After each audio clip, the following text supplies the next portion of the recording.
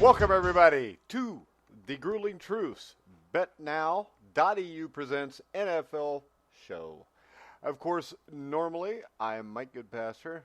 Not normally, I am Mike Goodpaster, but normally I have co-host Anthony Savino, who couldn't be with us tonight. And I want to really tell everybody about BetNow.eu, who offers a 100% cashback bonus until the end of this month on your first deposit, up to $500, which means they'll match whatever money you're playing with.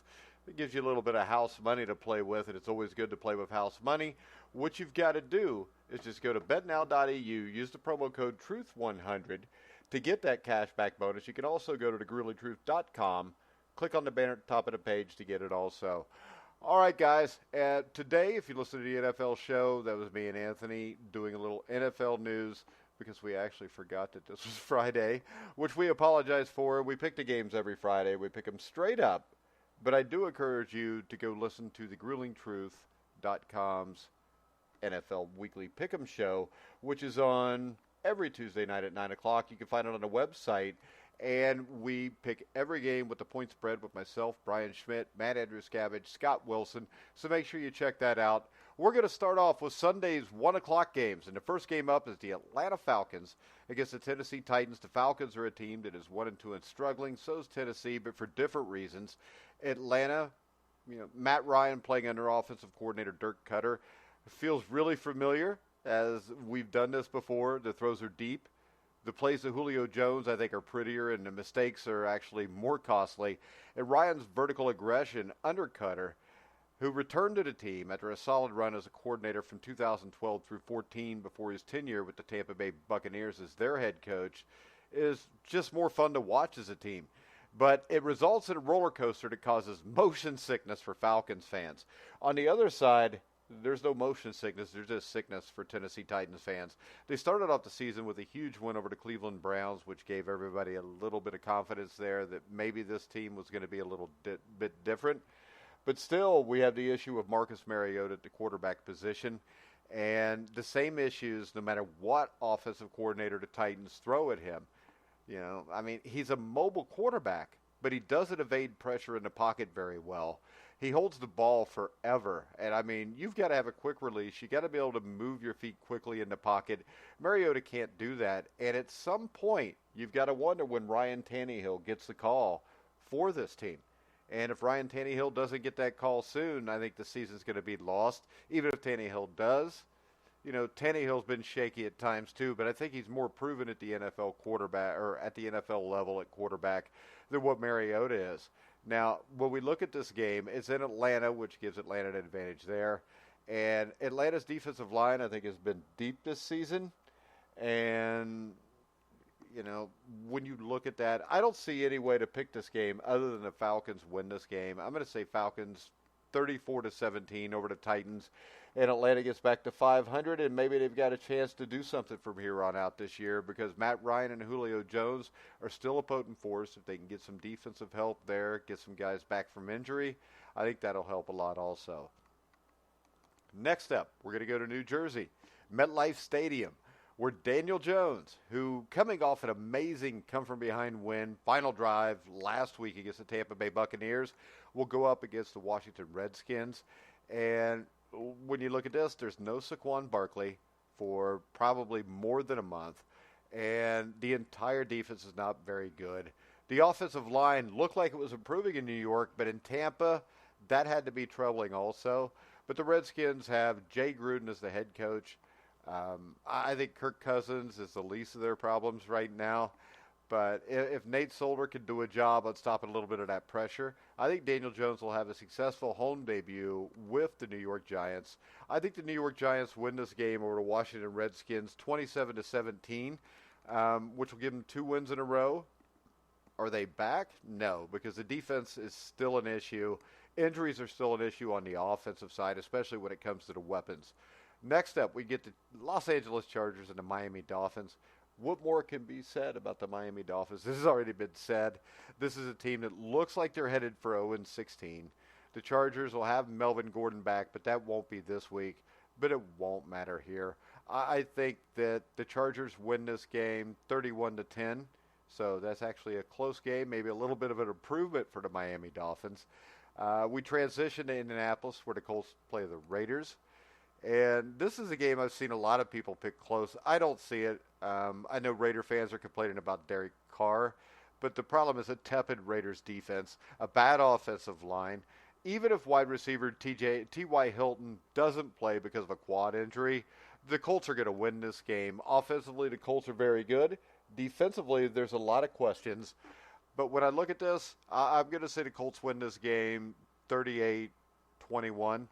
I also want to bring up right now, we're going to try something tonight. We're going to see if we can take some calls. If anybody's out there listening, has any comments or questions about any games, you can reach us at 812-496-0852. This is a new technology. I can't promise it's going to work, but I hope it works. All right, Kyle Allen will lead the Carolina Panthers in for his second start against the Houston Texans and Deshaun Watson. And what can you say about Deshaun Watson? His offensive line is terrible, but he still gets it done. He's got to be one of the toughest guys in the NFL. He played last year with injuries. He's going to go up against Kyle Allen. Is Kyle Allen the answer in Carolina? He may be after what we saw last week. Played great in Arizona, got the job done there, and he's got Christian McCaffrey in the backfield. With Christian McCaffrey to hand the ball off to, that makes any quarterback that much better.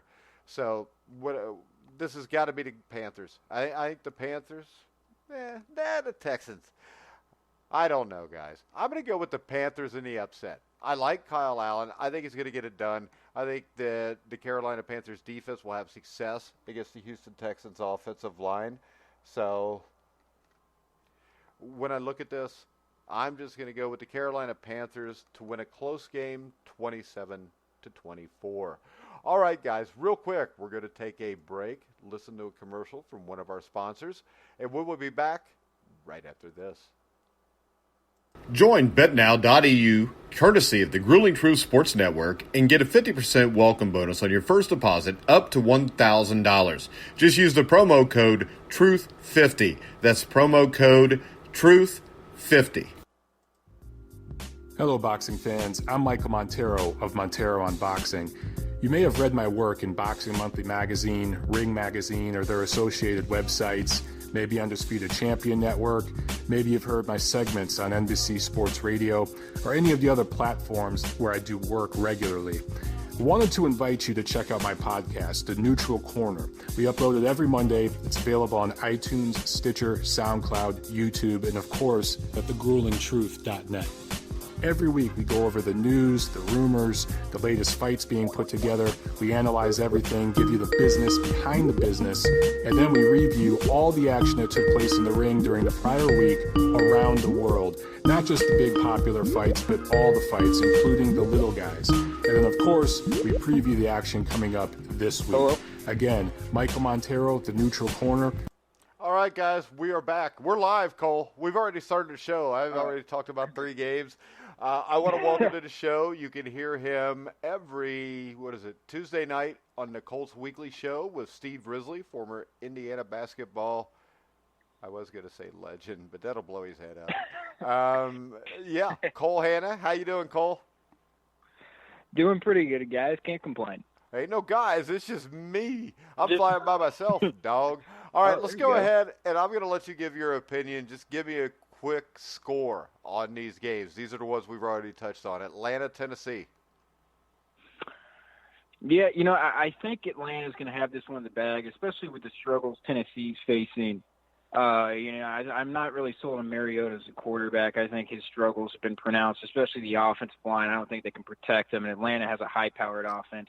I think I'd go Atlanta 27, Tennessee 13 in that one. All right, Giants, Redskins, Daniel Jones in his first home start. Yeah, I like what Daniel Jones gave him last week. Hopefully he's a rookie. You never know how he's going to be able to produce week to week, and I think the loss of Saquon Barkley is definitely going to be felt on that team.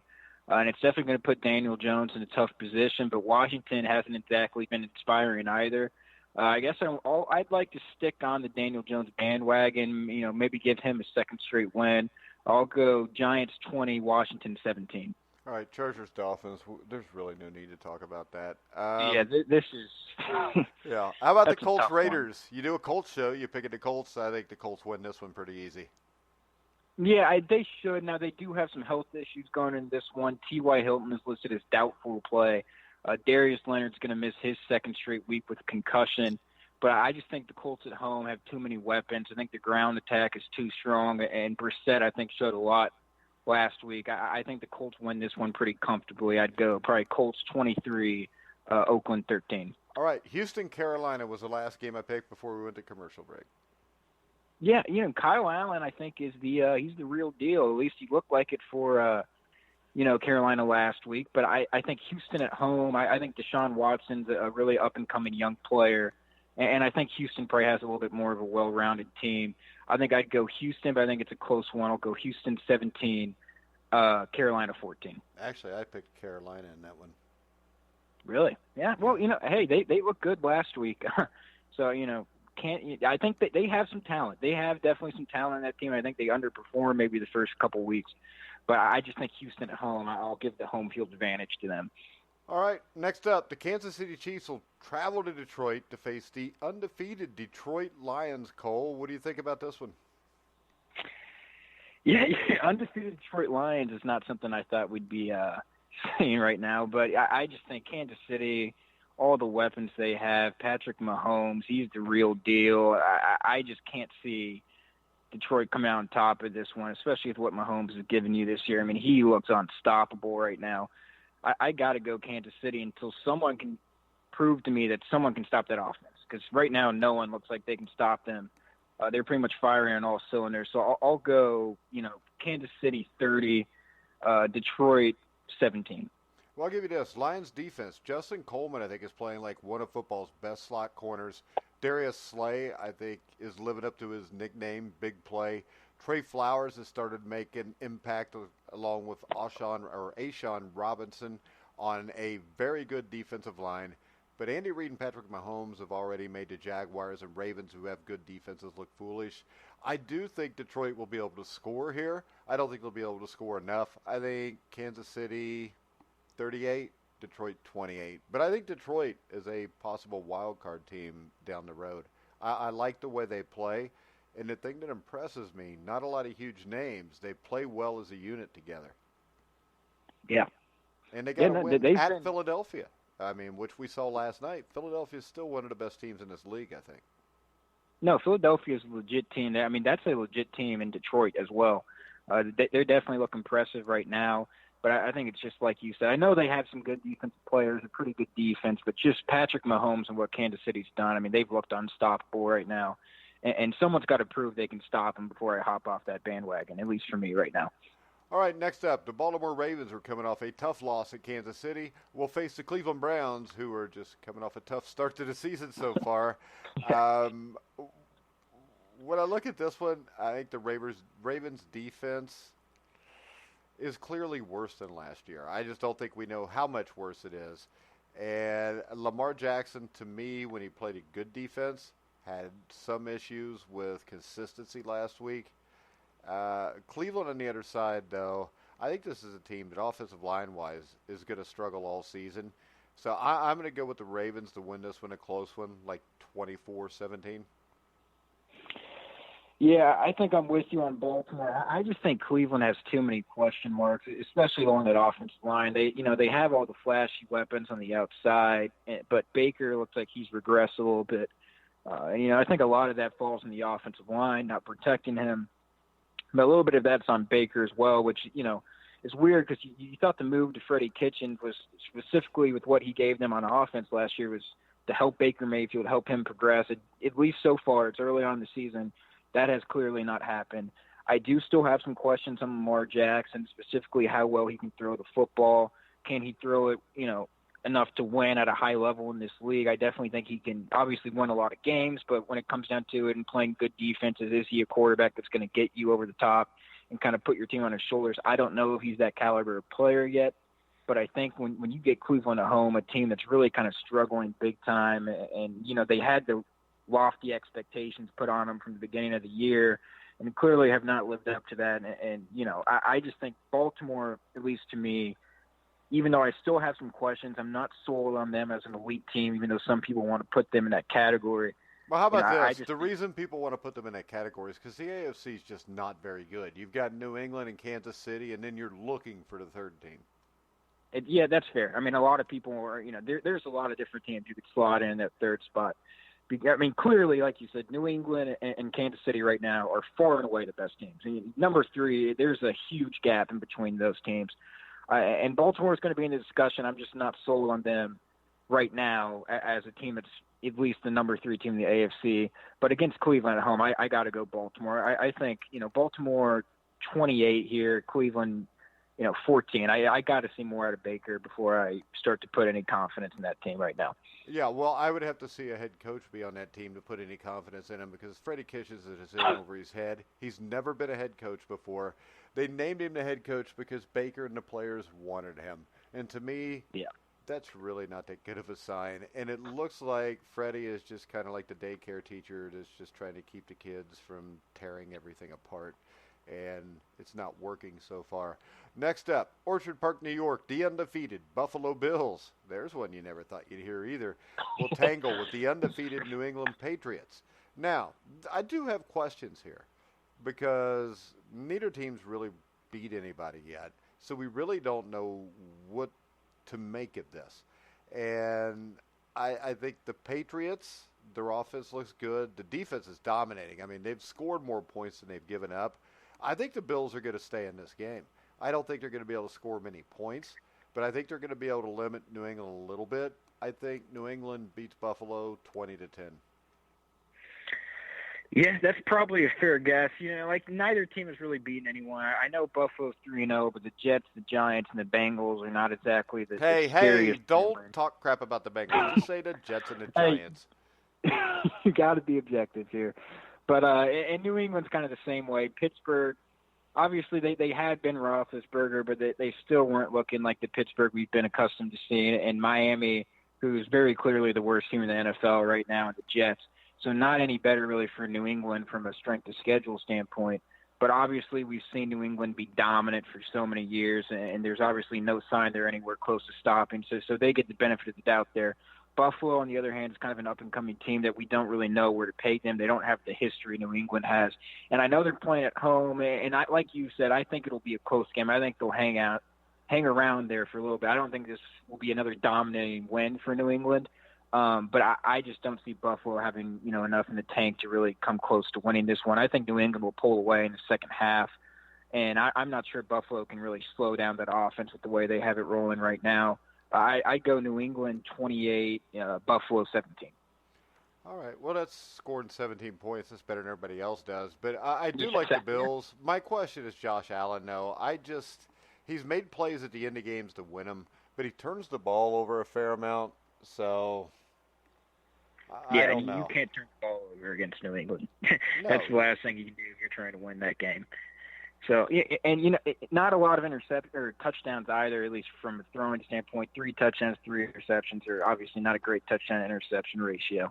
So, I'm not sold on him either, but, they do have a decent running game that they have going right now, and he offers you a little bit of a dual threat aspect as well, which you can't really discount, but I agree with you. I'm not sold on Josh Allen right now as a top, a quarterback that you can really rely on to win you games throughout the entire game, not just, coming through in the clutch, but coming through consistently throughout the course of the game.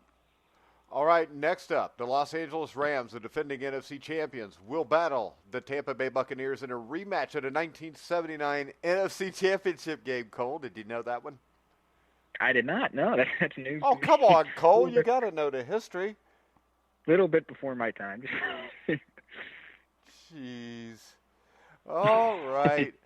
But Tampa Bay plays the Rams, and I think the Bucs are a dangerous team here because I'm not convinced that me and Anthony Savino on the show yesterday, wink, wink, since we're doing this at 11 o'clock Friday night, but it's coming out Saturday morning. But we both think the Rams are pretenders for the Super Bowl because we think they have issues at quarterback. And if Todd Gurley, put it like this, I think they're a contender if Todd Gurley is healthy all year. But if he's not, I think they're going to struggle. I think this game may be closer than people think it will. I think Rams 27, Bucs 20. Yeah, no, actually, I completely agree with you guys there. Todd Gurley has those long-term health issues that you're looking at and wondering how long he's going to hold up, which is obviously, you're going to have to give him a kind of an easier workload and kind of, because you have to keep him healthy throughout the course of the season and have him ready to go for the playoffs.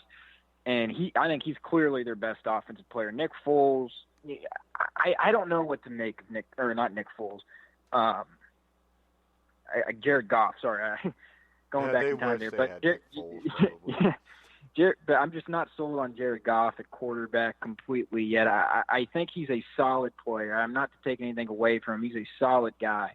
But I just don't think – I don't know if when they get into the playoffs and you start to go off against some other elite quarterbacks, especially if, say, they're to meet a guy like Mahomes in the Super Bowl or Brady, I'm not sure they have what it takes. If Todd Gurley is not going to give them that dominant rushing aspect that they've had in the past, I don't know if he's going to be able to give them that. So – I think they're a contender, but I'm not sure they'd be in my top 3 or 4 teams in the league right now.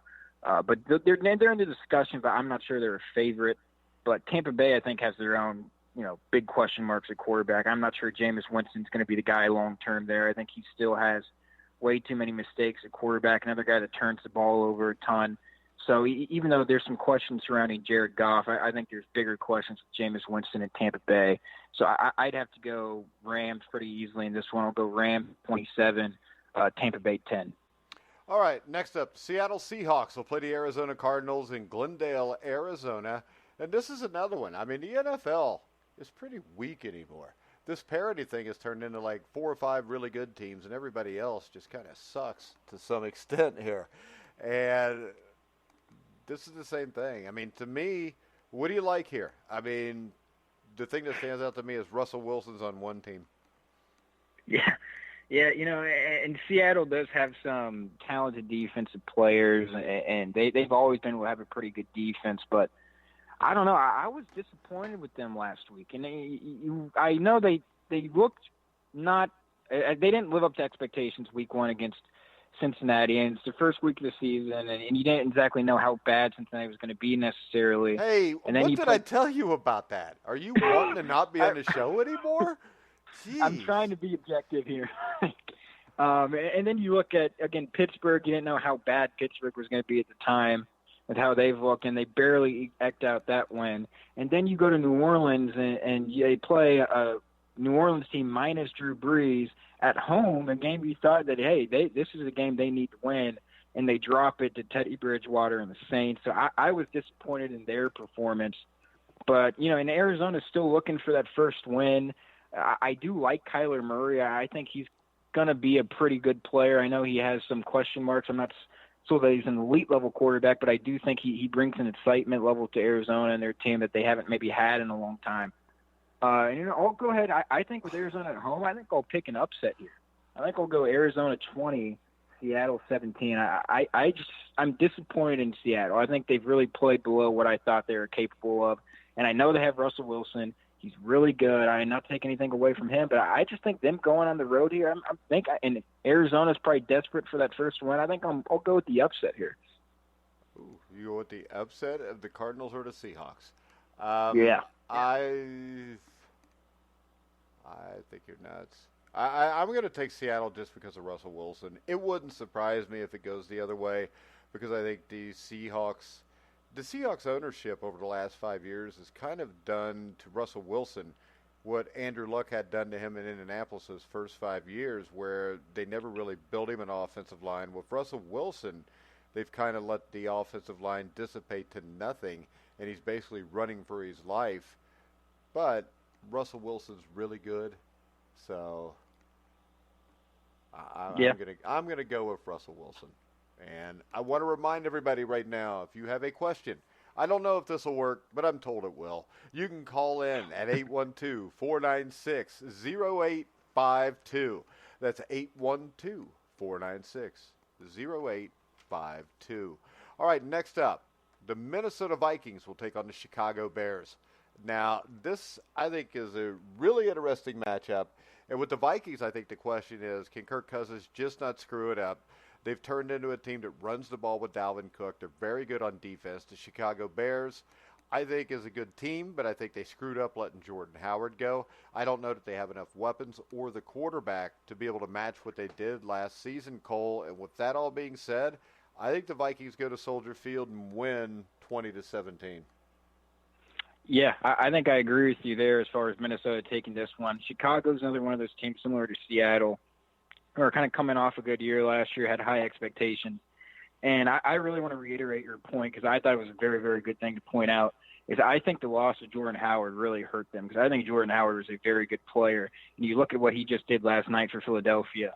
It was impressive. He's a really good, tough runner. And I don't know if they have a tough running guy that can replace what Howard was giving you from a running standpoint. And then they have guys like Cohen in Chicago, but they're not the same style of player. They're not really going to get you those tough yards in between the tackles. I just think Trubisky at quarterback, there's a ton of question marks surrounding him. All right, real quick, we've got a caller on the line. Caller, are you there? Let's hear it. I am here. How's it going, guys? All right, how are you doing? Who is this and where are you calling from? All right, well, my name is Daniel, and I'm from Birmingham, Alabama. How you doing tonight, Daniel? Yeah, I'm doing well. Hey, Steve, you there? No, it's not Steve. It's Cole Hanna with me tonight. Steve was supposed to be on, but Steve didn't answer the phone when I called. So Cole jumped on. Oh, he's from Indiana, too, only he's shorter and better looking. And, Steve, if you're listening, yeah, I just went there. Plus, he never lost to Aurora High School in the 1977 semi-state. But, I mean, the bar's not that high if we're talking about looks when it comes to Steve, are we? Jeremiah, I've seen pictures of you. Or Daniel, I've seen pictures of you. Just go ahead and ask the question. Okay. All right. Yeah, so I did have one, and I was wondering because I used to be a big Bucks fan, right? And I was wondering what the hell the Bucks should do with Jameis Winston. Cole, you want to go first? Yeah, I think it's an interesting question because the guy has a ton of talent. But at some point, this isn't a guy that's a rookie, right? I mean, he was drafted back in 2015. He's been in the NFL for a few years. And my issue with him is it's really the same exact issues that have been plaguing him since his rookie year, that he doesn't make great decisions with the football, turns the ball over a ton. And I'm just not sure that he has the mindset. I'm not sure he has the decision-making skills to be a good NFL quarterback that's going to get the Bucs where they need to go. Obviously, you need to replace him with someone. The question is, who's that guy going to be? Because I don't think he's on the roster right now either. So, it's a tough decision for them where they want to go with quarterback. I don't think Jameis Winston's the guy. I think they need to start looking into, another player coming in this upcoming draft or however they want to go about doing that. And obviously, it's a make-or-break year for Jameis Winston. I think this is the year they're letting him, kind of see what he can do, show the improvement they want to see. And if he doesn't show that, then they have to move on. They have to start looking into other options. You can see the talent. You can see the arm strength. But the decision-making is not there. I don't think he's reading defense as well. And if he's not doing that by now, when he's played 3 to 4 years in the league and played a lot, when is he going to start getting those things? Because at some point, you just got to move on. And from what I'm seeing from Jameis Winston so far this year, I'm not sure he's improved on those things at all. I disagree. At some point. I think really? that Okay. Last week wasn't his fault. They put up 31 points. The week before, he played a game where he didn't turn the ball over. And if Jameis Winston could just not turn the ball over, he's a talented guy that can throw the ball. The thing that's killed him in the past is he might throw you 2 touchdowns, but he's going to throw you 3 picks. If you can get him to limit the picks, he'll be all right. And you've got Bruce Arians there, who is, a very good football coach. He's very good with quarterbacks. But I think you are right in the sense that if it doesn't continue, then he's screwed. He's gone, and he's going to be somewhere else or, hanging out with Colin Kaepernick. And when I look at Winston here, I see a guy with all the talent in the world, and if Bruce Arians can get that under control and get him to just manage the game, I think he's a guy that still has value. And I still think this team, when you look at the AFC South, if they can get a win this week, which is highly unlikely against the Rams, and they get to 2-2, this is a team, the AFC South, with Drew Brees out with an injury. The Falcons are struggling. The Panthers lose Cam Newton, which may in the end be a godsend for him. But I think Jameis Winston still has some value, but that has to be consistent play for the rest of the season and not just 2 games here, 2 bad games, 2 good games there. Daniel, let me ask you a question. How are you a Buccaneers fan in Birmingham? Well, Florida's close enough. I mean, it's not like Alabama has much of a pro scene anyways. Well, they got the Alabama Crimson Tide. They're better paid than most teams, aren't they? Pretty much. But, all right, Daniel. Yeah, that's true. Okay. That's true. I did want to ask, though, one other question because of your comment. Right. Granted, he has all the talent in the world, what is his ceiling if he can start to limit his mistakes? Oh, I think that your ceiling is Drew Brees is old, Cam Newton's banged up, getting old. Tampa Bay with Bruce Arians, if Jameis Winston was to become the real deal, Tampa Bay could own this division for the next 5 or 6 years. I think he's that good if you can get him to control the turnovers. Now, I doubt, even though I think he's played well the last 2 weeks, that will happen. But proof's in the pudding, and so far I think 2 out of 3 games he has looked improved to me. But he's had 2 good games back-to-back before. Can he have 2 more? And then things start to get interesting. So I think this game against a really good Rams defense will tell us a lot, Cole. Yeah, that's pretty much what I was about to say. With you pretty much just, put it out there, is we've seen Jameis Winston have some good games here and there before. That's nothing new. And I will grant you, against the Giants, I thought he played very well. Even against the Panthers and their lone win of the season, I thought he was very good. But you look at the opening season loss to San Francisco, and you saw those same issues, the 1 touchdown to 3 interceptions. Obviously it's about consistency with him, and that's what he's really been lacking throughout his NFL career. We'll see and like you said, the game against LA next week, that's going to be a huge test for him. I think that'll tell us a lot. It's about being consistent, and they don't have an easy schedule here coming up either. I mean, at LA, then at the Saints, and home against the Panthers. At least for those 2 of those next 3 games, I think are going to be pretty competent defenses that they're going to play. So we'll see how they handle that and how Jameis Winston prepares. But I think I agree with you. If he can control those mistakes, if he can get those turnovers limited, and like you said, just don't go out there and throw the game away with some poor decision-making, I think he can be a hell of a quarterback because you can see the talent, you can see the arm talent. He's not lacking in that. It's just the decision-making. It's being consistent. It's not, throwing away stupid interceptions that shoot yourself in the foot game in, game out. And if he can contain those, I think Tampa Bay has a bright future in this division that's full of kind of old and aging quarterbacks or quarterbacks that are kind of breaking down, whereas Jameis Winston is still, I know he has that, years of experience in the league, but the guy is 25, 26 years old. He's a young quarterback. If he can get those mistakes under control, they have a bright future moving forward, but it's just, can he get those mistakes under control? I'm not sure he can. All right, Daniel, thanks for calling in. Yeah, great show, guys. Thank you. All right, thank you. Next up, did you pick the Minnesota-Chicago game? Because the one thing I wanted to bring up there is I think the big thing here will be Vikings defensive end Everson Griffin, and I think he's going to have a big game here against Mitch Trubisky. And the reason I really like the Vikings on top of it, the more I think about it, is their edge pass rushers are really good. So I think the big advantage here for Minnesota is I think they'll be able to keep Trubisky in the pocket and limit him to just being able to beat him with his arm, and I don't think he's good enough to do that. No, I completely agree. I don't think he has the arm talent to beat them. If you're going to make him be a pocket passer and make him do that game in, game out, I don't think he has the arm talent. And I'm just super high in Dalvin Cook. I think he's an absolute stud for Minnesota. With what they've been able to do in the run game, it is really, really impressive. I mean, they're dominating teams that way. And when they signed Kirk Cousins, that was supposed to be, we have a big-time quarterback that can make big-time plays for us. And he really hasn't had to do much for him. It's pretty much been the Dalvin Cook in that running game. And he's just pretty much been a game manager. Just don't lose the game, take control and throw the ball when you need to. Just keep defenses off balance. But it's been that run game. And Chicago has a good defense, a very, very good defense. And so that'll be interesting. How are they able to slow down the run game of Dalvin Cook in Minnesota? But I'm not high on Trubisky. I think the Bears offense struggles mightily at times, and I think Minnesota has a very good defense as well. Like you talked about, the edge rushers, I think, are going to make Mitchell Trubisky, have nightmares all week. I just can't see Chicago winning this game. I think Minnesota's been too impressive early on in the season. I'd probably go Minnesota 21, Chicago 14. Yeah, we both got Minnesota then. Next up, the Denver Broncos will host the Jacksonville Jaguars in Minshew Mania. Can Gardner Minshew get another win? Can he get it on the road here, Cole? Yeah, I mean the Minshew Mania kind of came out of nowhere.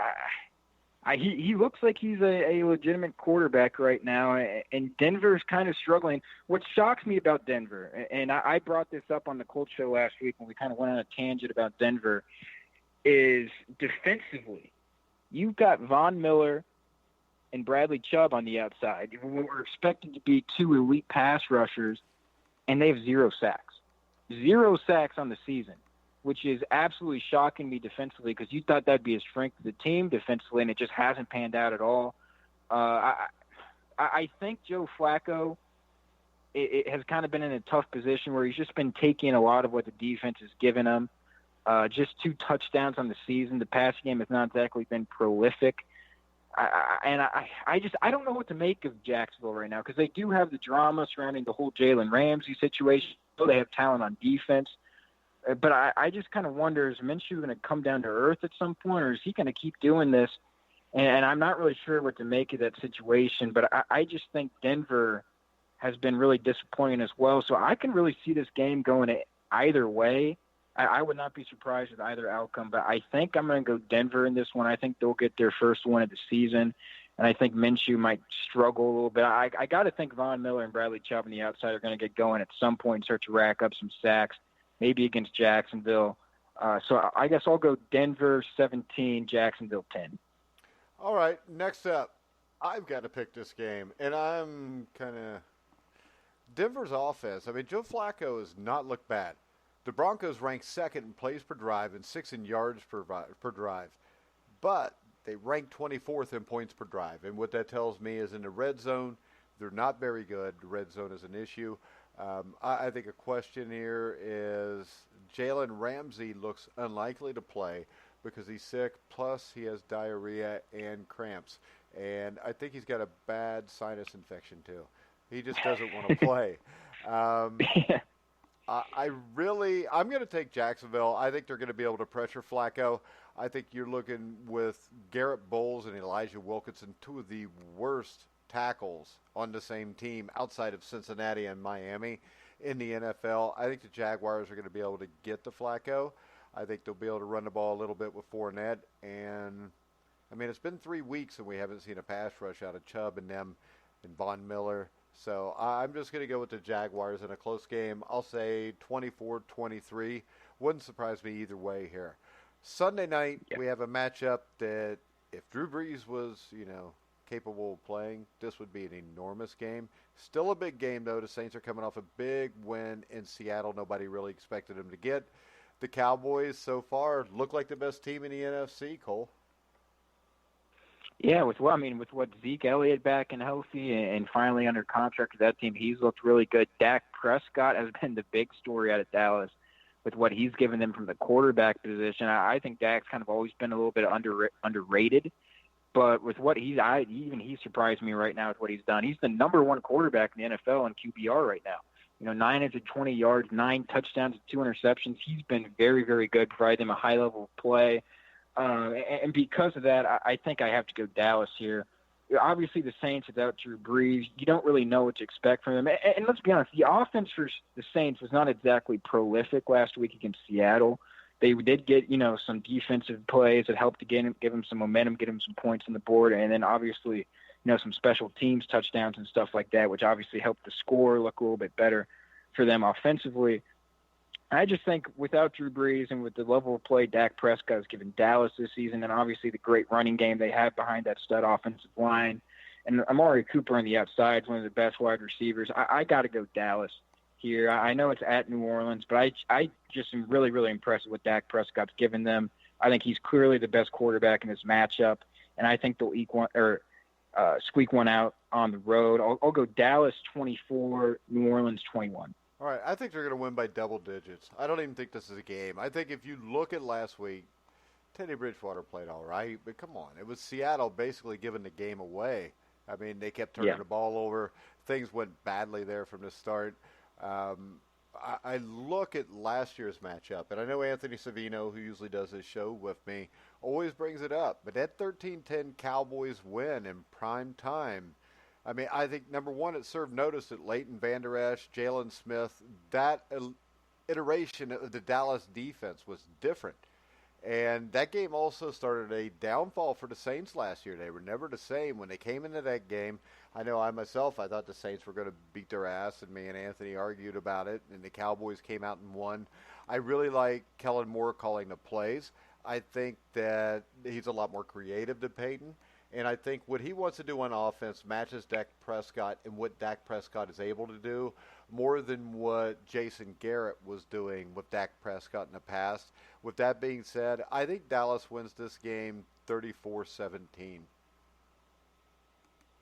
Yeah, I could, I could see it. I think you brought up a lot of great points of how Seattle shot themselves in the foot, and obviously Teddy Bridgewater. Again, he played okay. I don't want to say he played bad, but the offense was just not prolific. And Dak Prescott, I think, is the real deal. But at home, I think they'll give him a game. I think they'll make it close, but we'll see what happens. All right, next up, we'll let you pick the Monday night game. Me and Anthony will do that Monday at noon, but you've got the battle of 0-3 Giants. The Pittsburgh Steelers will host the Cincinnati Bengals at the Ketchup Field in Pittsburgh, where all the women are really ugly and all the men have lost all their teeth. What do you think? Or you like the Bengals or the Steelers here? Because when I look at this, I think the big loss. Hold on here. We've got a call. Hello, caller. State your name and the proximity of your location. Steve Risley, Los Angeles, California. Oh, all boy. Right. Is this the same Steve Risley that once lost to Aurora in the 1977 semi-state? It is the one and the same. All right. So what's your question, And I Steve? tell you what, that is one of the greatest moments of college, high school sports basketball in Indiana, when they upset us and they beat us, and they earned it and they deserved it. All right, No Steve. What's your problem question? Did whatsoever. you call to talk about Aurora? Or? No. What are we talking about tonight? We're talking about the NFL. We're picking all the games. We're to Pittsburgh, Cincinnati. Do you have a take on a game? Because I'm going to hang up on you in a minute if you're a bad caller. I'm not a bad caller. Okay. I'm a member of this site. No, you're not. Not right now. You're just a caller, just like Daniel from Birmingham who called in earlier. And Cole basically told him what an idiot he was and hung up on him. More or less. Not really. All right. So do you have a question, Cole Steve, or did you just call to annoy us? No. How about this, No, Steve? I'm here to talk. Let's talk NFL football. Well, we're almost done. So what game is the game that you want to talk about for this coming up this week that intrigues you the most?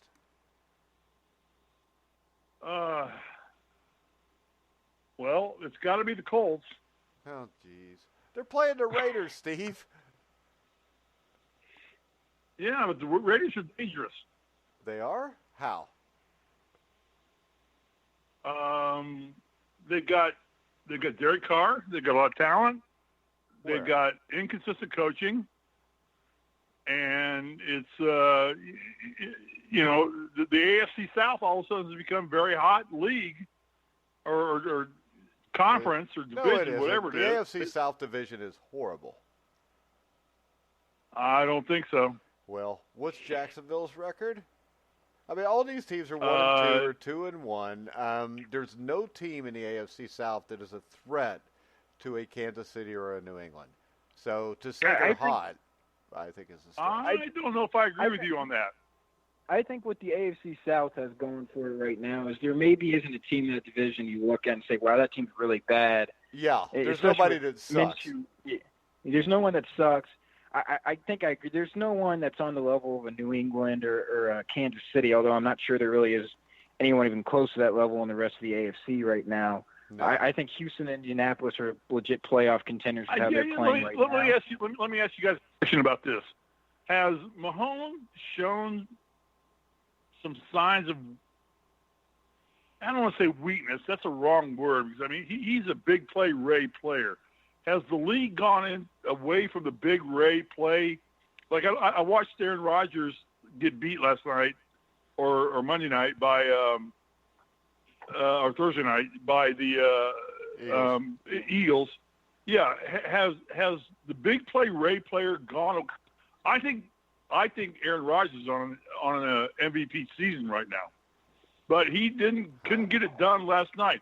Is it more of a Jacoby Brissett type of mentality of like, let's just be steady Eddie and let's just get the job done and let's balance out our offense? Well, I think it has to be that way because most teams don't have a quarterback that can throw it deep, and most teams don't have guys that are all running 4.34, 4.40s. The Chiefs do.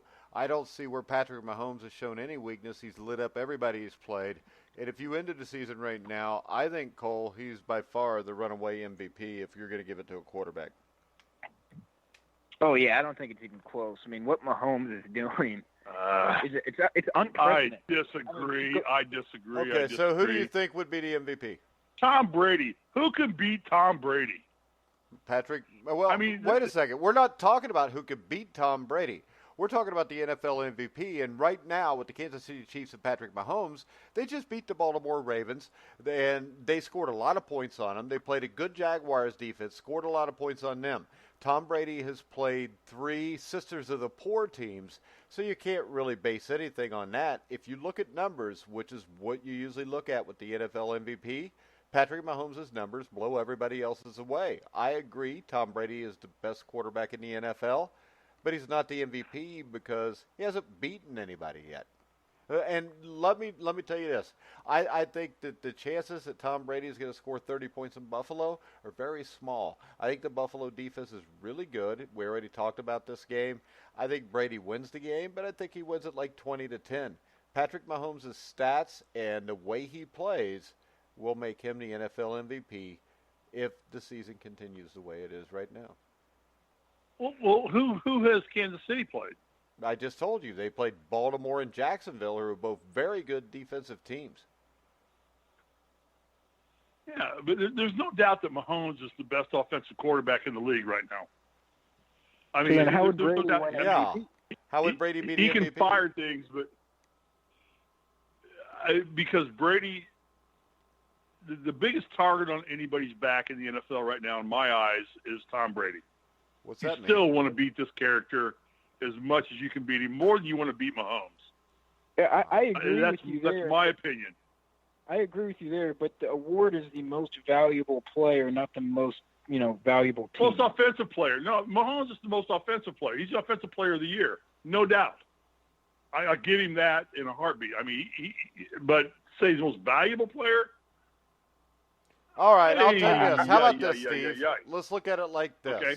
If you take Tom Brady off the New England Patriots and you take Patrick Mahomes off the Chiefs are going nowhere.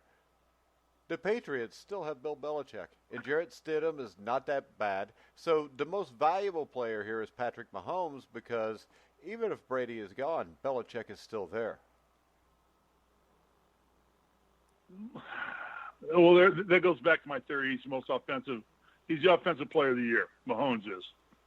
But I think in terms of value to what Brady would be a loss to, the Patriots would be devastating to Belichick. I disagree. I think the Patriots would Okay, not. all right. Well, the Patriots argue are still. I don't have to argue it out. It's just a fact. When the Patriots lost Tom Brady before, Matt Castle came in and went 11-5. I think that if Tom Brady goes down, Jarrett Stidham will come in and still win them their division.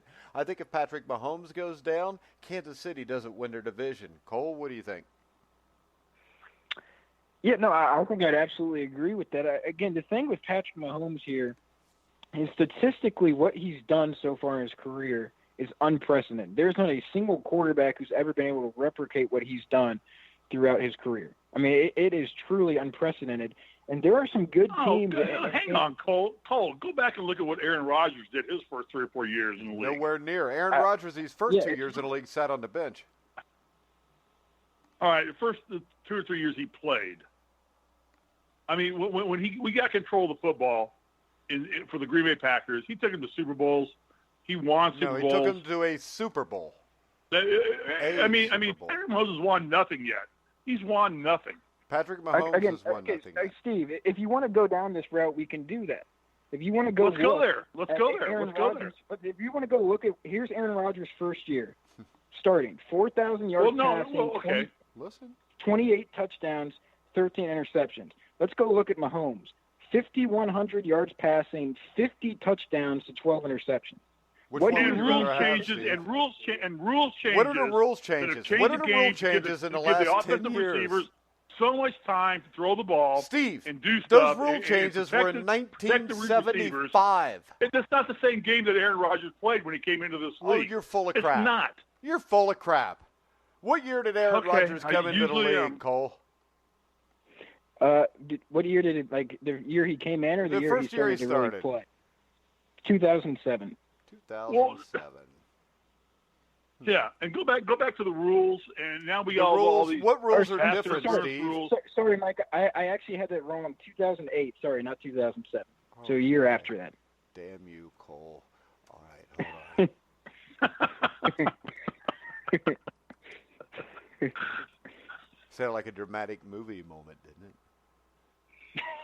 it? I had sex with your wife. Damn you, Cole.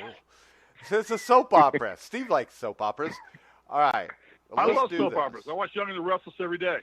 Let's do Victor is still alive. We all thought he was dead. All right. But he's Let me still give alive. you this. With rules different.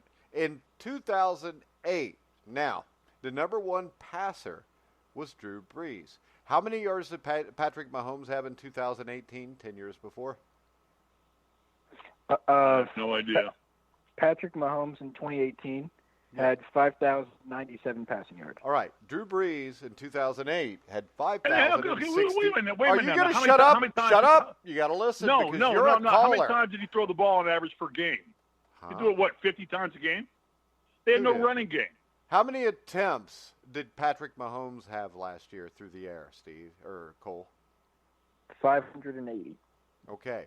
Drew Brees That's a lot of passes. Drew Brees threw the ball 600 times. Now, and he's the leading passer of all time in the NFL history. Is he? Okay. So the I point believe is he this. is. Listen, Jay Cutler that year, when rules were different, threw for 4,700 yards. Kurt Warner threw for 4,600 yards. Right. Peyton Manning threw for 4,000. Aaron Rodgers threw for 4,000. Phillip Rivers threw for 4,000. I mean, so what are the rule changes from 10 years ago to now? Tell me one. I mean, the 5-yard out touch, no touch after 5 years out. That was 1975, Steve. All right. What's the next rule that's different? The next rule is now you can flag pass interference. You could flag pass interference in 2007 and 2008 also, Steve. You could flag it also in 1974. No, you could not flag pass interference then. You could not flag pass interference until this year. So there was no pass interference calls? That became a result of the Rams. No, wait, Steve. If I'm wrong, Steve, correct me if I'm wrong, that became a result of the Rams Saints game. You're wrong. Where on a horrible call, Steve, you just made the comment. You just made the comment that you weren't allowed to flag pass interference. So you're telling me until this year, pass interference calls weren't allowed. It became a subjective call, not an objective call. And when did that rule come into effect, Steve? I have no idea, Mike. It came into effect I'm sure you're going this to tell me year, right now, Steve, because you just said it. Now, I don't know what a rule that comes into effect this year would have to do with what Patrick Mahomes did last year. The other point you had here was what, Steve? You had the point that rules were different, correct? Cole, do you want to pick apart this at all, or should I just keep having fun? Or take it apart. I'm just saying. I'm just saying. Mahomes is under a lot more protection as a quarterback than the quarterbacks of Manning and Brady and Aaron Rodgers in the earlier days. Brady's he still gets playing. A lot more protection. Well, yeah, he's still playing, but and he's under that protection now too. Can you tell me the difference? Changed. Because 10 years ago, you weren't allowed to hit a quarterback low. You weren't allowed to hit him in the head. And basically driving him into the ground might have been allowed 10 years ago. But I don't know what that's got to do with Patrick Mahomes throwing a football.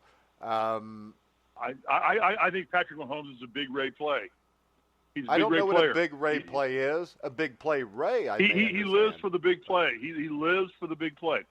He makes fantastic plays. He does it. But what the hell have they won? All right. Now, he's played 1 year. You realize that, right? Yeah. I don't care. You don't care. Do you Doesn't matter care to me. that he bludgeoned the Colts in the playoffs and he lost in overtime? Well, forget the to Colts. The Colts the weren't a Patriots. playoff team. I mean, they were lucky to make the playoffs. So what's their point? My point is this, Steve. If you were to go by that, then Tom Brady was a failure his first year because he backed up Drew Bledsoe. Was Terry Bradshaw a failure? Terry Bradshaw took 5 or 6 years to win it. So Peyton Manning was a failure for a decade. Uh-huh. All right. Well, before I anoint Patrick Mahomes as the supreme quarterback in the Nobody NFL, did that because say, I'm pretty sure I plainly said I thought that I still would have Tom Brady number 1, but Patrick Mahomes is the MVP. His numbers are better. there are probably and he's more 4 valuable to quarterbacks his I team. would take over Patrick Mahomes to run my team. Who would those 4 be, Steve? Wow. That's bold. Well, I would take Tom Brady. I'll tell you right now, I'd look hard at Jacoby Bledsoe. I don't know who Jacoby Bledsoe is, but is that Drew Bledsoe's Jacoby illegitimate Brisket. Jacoby Brisket. I'm sorry, Jacoby Brisket. Brissett? Brissett. I would look I at may- Jared Goff. Jared Goff is developing into a very solid. Really? Jared quarterback. Goff sucks, Steve. Jared Goff's never going to be anything but a come guy. on. He's running that offense efficiently. You would take Jared Goff over Patrick Mahomes, and he doesn't run the offense efficiently. That's why they had a hard time scoring this last week. I'm looking at the big picture. And then Phillip Rivers. Oh, I mean, and then you got gotta the be kidding guy me. in Seattle, who's the quarterback in Seattle. I can't think of his Russell name. Wilson. Russell Wilson. Are you kidding me? I mean, Steve, I just Steve, got to say stop. this here. I'm a huge Go ahead and Colts say it. fan. I'm a huge Colts fan, all right? I Yeah. love what Jacoby Brissett's given them. He's played 3 games this year, Yeah, he's just a guy. okay? Yeah, he's played an again, entire I like the season, guy. too. He played an entire season before that. What was your record? Yes, but in that Wait a season, second. we're Hold not on. anywhere Hold on, close Cole. to Let's do Mahomes. this. What did he win, Steve? Nothing. Okay. Patrick Mahomes He's learning was in to play the AFC quarterback in the Championship NFL. game. I'm Oh, just saying- but wait all a I'm saying is second. don't- Hold on. This makes no sense.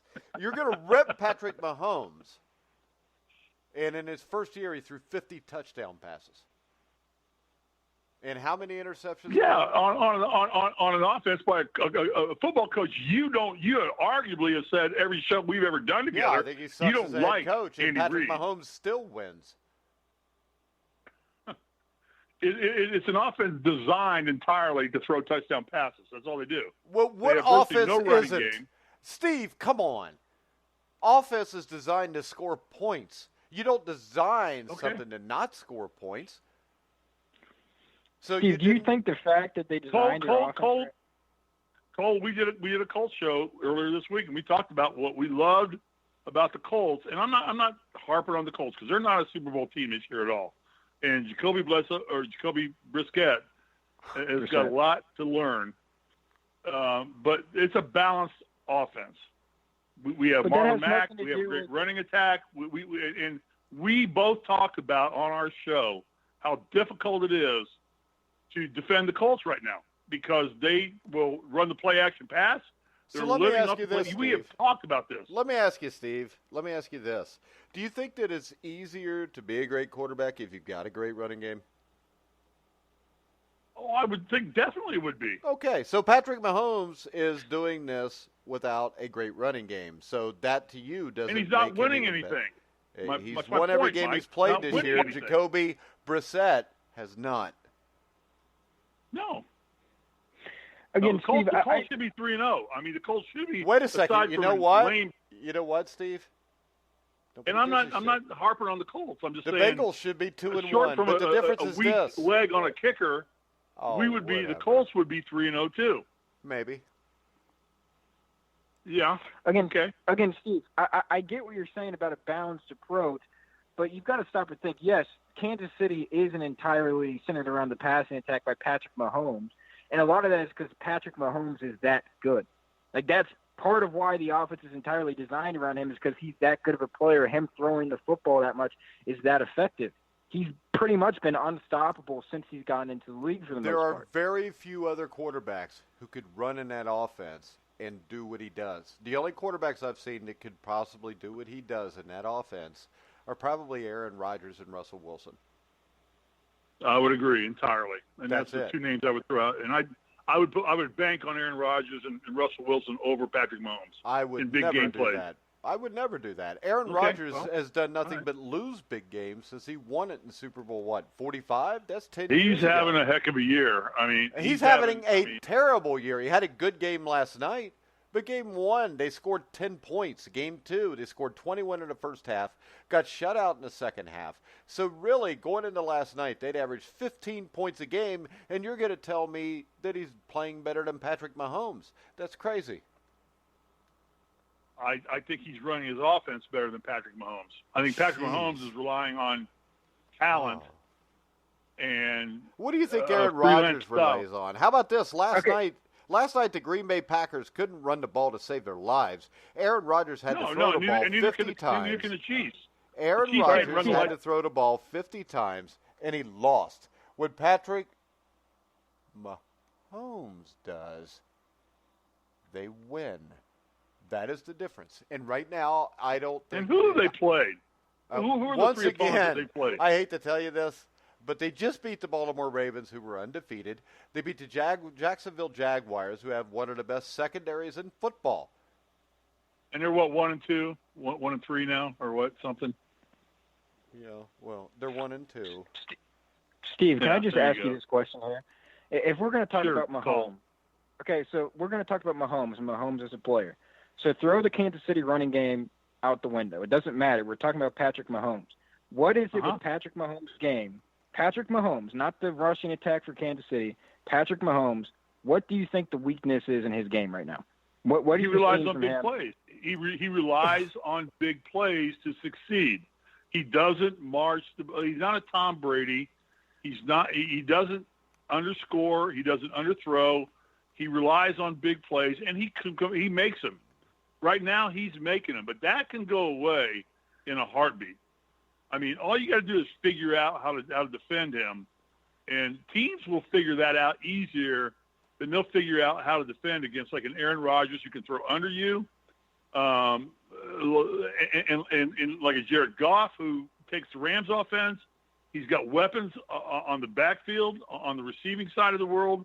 I mean, and he'll throw under you, and like even like Brissett does. And I don't think Jacoby Brissett is an all-world quarterback by any stretch of imagination, but Frank Reich has figured out how to contain his quarterback and use his weaponry effectively. So you don't think Andy Reid's done that with Patrick Mahomes? No, I think they rely on. Well, I think they rely on a bunch of guys that can blow the top off of a defense. Any team in the world, any coach in the world that had Patrick Mahomes, if you put Patrick Mahomes in Indianapolis, the Kansas City Chiefs offense would be in Indianapolis unless Frank Reich sucks as a coach, because you play to your players' strengths. And to sit here, what's his completion percentage? Because I would think this, if he's just a big play guy, if he's a big play guy throwing the ball deep down the field, you're telling me his weakness is he can't throw the ball short, right? Let me find out. I'm looking at stats right now. What a stat is, he completes 72% of his passes. That's not a big play Ray guy. He's not even in the top 10. Of what? Quarterback. I'm on ESPN's quarterback ratings right now. He's not in the top 10. He's number 2. Patrick Mahomes, number 2. Okay, there he was. Yeah, there you go. All right, behind Dak Prescott, who's got weaponry. He's got a running back. Again, what does having a running back have to do with how good he is? It makes him better. Dak Prescott, because Dak Prescott's not in this conversation because we're talking about the best quarterback in the NFL. Now, you cannot bring up Dak Prescott. You just can't. If you are, your entire argument is stupid, which it is anyways, because Dak Prescott has never made it as far as Patrick Mahomes. No, I agree, but statistically, he's number one in the NFL right now. Patrick Mahomes is better. All right, Cole, give me the the completion percentage, touchdowns, and interceptions for the two of them. For who are we comparing? Dak Mahomes and Dak Prescott. Okay, so I know Mahomes 10 touchdowns to 0 interceptions for him. It's 9 touchdowns to 2 interceptions for Dak Prescott. Completion percentage-wise, Dak Prescott sitting at 74.5% to 72% for Mahomes. Yardage-wise, it is 920 for Prescott compared to 1,195 for Mahomes. Did you want something? I forget what all you listed that you wanted here. How many quarterbacks have thrown for over 1,000 yards in the first 3 games of the season? It can't be that many. I mean, he's well over 1,000. He's approaching 1,200 right now. You're supposed to be looking at it so you can tell me it's just Patrick Mahomes and Andy Dalton. Hang on. I'll pull it up right now. I got it right here. Passing. 1,195 yards. Quarterback rating of 1.34, 134.9. Yeah. So, yeah, there's no doubt. I'm just saying that Kansas City is so reliant on Patrick Mahomes. Yeah, that's why he's the most valuable player. That's what most valuable player means. He's the most valuable player to his team. He's the most valuable player in the league because without him, the Kansas City Chiefs have Alex Smith and are losing in the wild card. Alex Smith is a viable quarterback. I mean, he's not Patrick Mahomes. He's not a viable quarterback, and he will never play in the NFL again. Who does he play for right now, Steve? I don't think he was with the Redskins, wasn't he, until he got hurt? Yeah, and he's still with the Redskins, but he's hurt, and he may never play again. Yeah, he's hurt, so we can't put him in the same, package there. Yeah. But, all right, Cole. I don't know. Cole, give me a Bengals Steelers pick, and then we'll let Steve give his before we wrap it up. Yeah, it's a battle of the two teams still looking for their first win. I got to think almost – I don't know what to make of this one. I think Pittsburgh's better than what they've shown. They're not. But obviously with the issues to Ben Roethlisberger, I don't know. They both suck. Yeah, they're both just – I hate to keep bagging on the Bengals, Mike, but I think it's just two not very good teams here. And I think Pittsburgh at home, I'll just go ahead and give them the edge here. But, again, it wouldn't surprise me either way because both teams haven't looked great to start the season. But I think with Pittsburgh at home, and I think they still have some pretty elite talented players around them. I think Juju Smith-Schuster, I know he's struggled maybe to live up to expectations, but I think he's a very good receiver on the outside. He's not a number one guy, though. And he never will be. Yeah, that's their problem. He has to prove it. I think he has the ability to be one. I do think he has the ability to be one. He's not right now, and I think it shows. And obviously with Mason Rudolph in a quarterback, I'm not sure if this is going to be the year he can prove it. But just with them at home, I got to go Pittsburgh. And I think it'll be a close game, though, and I could see it go either way. But I'll go Pittsburgh 20, Cincinnati 17. Steve? Oh, well, let me bring up another question before we get into making picks. What do you do with Eli Manning right now? Nobody cares. What do we do with Cincinnati-Pittsburgh? It's a pick'em show. Eli Manning, they're going to trade him. So there's nothing else they can do. Are they going to trade him? Yeah. Cole, you think they're going to trade him? Would you give up Eli Manning as your backup quarterback? Hell yeah. You got to get something for him. He's shot. It's a Daniel Jones show right now. Yeah. You what? The Giants aren't going to make the playoffs. I don't think they're not contending for a playoff spot right now with the team they have. It's about developing. Well, they looked Daniel pretty good Jones. Sunday. I mean, they looked decent Sunday. Looked like they could make the playoffs. They played the Tampa Bay Buccaneers, and they didn't look like a playoff team because they have their defense and their offensive line played like crap. And Saquon Barkley is out for over a month, so they're not going to the playoffs. They're trying to get Daniel Jones ready, so maybe they can go next year. Eli Manning has no value to that team right now. A draft pick would be much more valuable for them. All right, Bengals, Steelers, Steve. So where does he go? Where does he go? Who knows? Who cares? Wherever he goes, he'll be a backup anyways, if anybody even wants him now. Well, all right. I mean, he's old, so it's not like you can bring him in and think that he's our answer for the next 2 or 3 years. No, but if a team wants to win right away, and he's not the guy to he's get. going to win right away. He's not the guy to do it? Okay. Okay, so tell me a team with a shot at the playoffs right now. Pittsburgh couldn't use Eli Manning right now? No. I mean, I don't think they're making the playoffs with him. No, they're not making the playoffs with him. I think they'd rather have Mason Rudolph, who's a young guy, and they can try to see if they can develop him than they would Eli Manning. Well, I think you've got a chance now to see if Mason Rudolph is the answer or not. And if he's not, your season will be really bad. You'll pick high, and you can draft a quarterback. Exactly. But Rossburg's coming back next year. I mean, he's coming no, he's back. Not. He won't. He's He'll not? never be the same. He's got an elbow injury, and he was fat this year and looked old. He's not going to get any younger sitting on his ass for a year, eating more bonbons or whatever the hell he's eating. So Ben Roethlisberger's done. He's got a bad elbow. And remember, this is a guy the last 2 years has contemplated retirement. Once you contemplate it, you might as well do it because you're pretty much done. So he's going to ride away on his motorcycle and crash it into a bridge again. Hopefully. And do something stupid. But Steelers-Bengals, Steve? Steelers-Bengals. I got to go Monday Night Steelers. Football.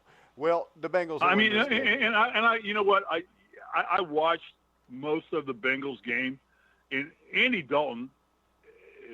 I feel so bad for that young man, and he's not young anymore. But there's a guy who, if we could gotten him on a right team, would have Super Bowl rings on his fingers. Well, if he wouldn't have got hurt in 2015, he'd probably have a Super Bowl ring on his finger. Yeah, but he's on a team that has just been run down and so inept, and he's such a good quarterback that it's tragic. He's one of those tragic quarterbacks in the NFL because he's better than what he's playing with. There's nothing tragic about making $18 million a year, though. Can I get an amen, Cole? Yeah. Well, you're supposed to say amen, not yelp. I didn't say, can I get a yelp? Knock on wood. Right, fine, amen. I hate that knock on wood. All right, I'm shit, just trying to throw a shout out to Andy Dalton. I mean, I think that guy is probably one of the most underrated starting quarterbacks in the NFL. Well, he gets a lot of racist stuff because he's redhead. It doesn't matter. The guy can run an offense. He can move the chains. He can complete important passes. He's steady Eddie, and he gets things done. He just doesn't have the defense to support him. No, he doesn't have the offensive line to support him, and he doesn't have linebackers to support him. Exactly, but I will tell you this. In this game, I will take the Bengals just because the Bengals have Andy Dalton and the Steelers have Mason Rudolph. I think this is two teams with a lot of holes. I think it is two teams with questionable coaching, not even questionable with Cincinnati. Opie Taylor should not be coaching an NFL football team because he's an idiot. And I would say this, if A.J. Green was smart, he would fake being hurt all year so he didn't have to deal with the shit show that's coming in Cincinnati. But I think they will win this game. And the great thing about that is then they play the Cardinals after that. Once they get in, that means they'll beat the Steelers. Everybody in Cincinnati will be excited thinking, oh, things are about to turn around. And then Kyler Murray will throw for 7,000 yards against them, and the Bengals will lose. Because that's the way things work in Cincinnati. All right. Kyler Murray, wait. Can I talk about one more game? We already talked about I think the game of the week is Dallas and New Orleans. Who wins there? It's an ass kicking. New Orleans is shit. They don't have Drew Brees. They can't win the game. They got no quarterback. Seattle. No, they didn't. Seattle handled Seattle. If you watch the game, most of those points were given up because Seattle turned the ball over. Dallas isn't going to turn the ball over. Teddy Bridgewater is not that good.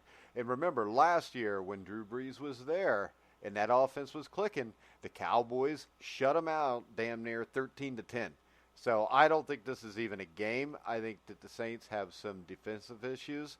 They'll be able to run the ball maybe a little bit. But the way I see this going is to stop the running game of the Saints and Alvin Kamara, the Cowboys are going to stick 7 or 8 guys in the box.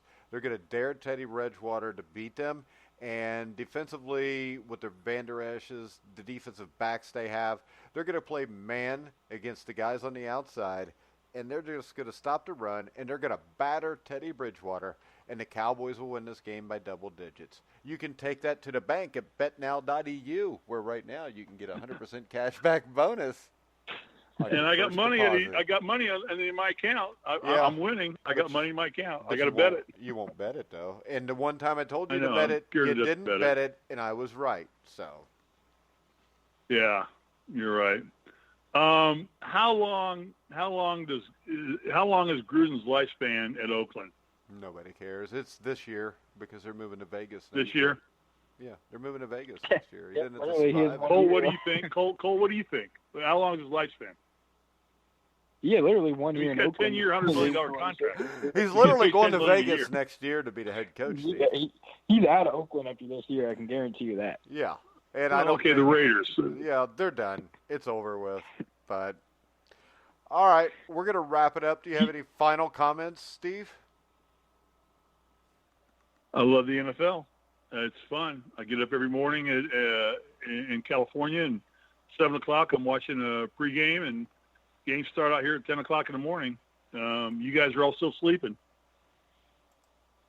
All right, Cole, do you have any final comments? I've always wanted to do that. I just hung up on him. Go ahead, Cole. What's your final comments? I don't think I have much of anything, but I do think there are a few intriguing games this year that I could really, or this week that I can really see going either way. So we'll have to see how those go. But yeah, I think it'll be a good week of NFL action, hopefully. All right, he's calling back now. I just texted Steve what happened, and now I'm going to wrap the show. And if he doesn't listen to the end of it, he'll never know what happened. But we'll blame him. We'll tell him he did something wrong, and he will know. All right, guys, I want to thank everybody for listening. I would like to thank all of our callers except for Steve because there was some crazy stuff he said there. Remember, betnow.eu, Truth100 to get 100% cash back bonus. So if you put in $300, they'll match it with another $300. I want to thank everybody that listened. Me and Anthony Savino will be back at our regular bat time and our regular bat channel at noon on Monday to review all the games from Sunday. But for now, I'm Mike Goodpaster. That was Cole Hanna. And you've been listening to The Grueling Truth, where the legends speak. Watch this.